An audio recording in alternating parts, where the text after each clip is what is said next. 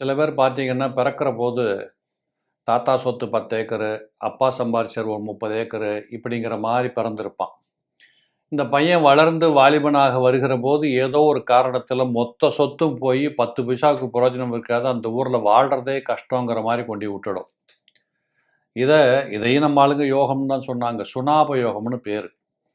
சந்திரனுக்கு அடுத்த வீட்ல சனி இருந்தா, இது பிறக்கிற போது 7 சனி 1. இது எப்படி எடுத்து சந்திரனுக்கு முன் பக்கத்தில் சனி இருக்கணும்.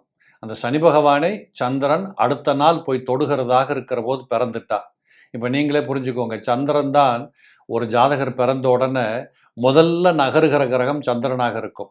அந்த சந்திரன் போய் சனியை தொட்டுட்டாருன்னு வச்சுக்கோங்களேன், அந்த ஜாதகருக்கு அந்த ஊரில் எத்தனை ஏக்கர் நிலம் சொத்து பத்துகள் இருந்தாலும் அதில் ஒரு பிட் அளவு கூட இவர் கிடைக்கிறதுக்கு வாய்ப்பே கிடையாது. இதைத்தான் சொல்லுவாங்க, சோமனார் தனக்கிரண்டில் சனியூரில் சுனாப யோகம் அப்படின்னு பேர். இந்த சுனாப யோகம் அவ்வளோ மோசமானது. இதையும் நம்ம வாழ்க்கை யோகம் தான் சொல்லி வச்சிருக்கிறாங்க.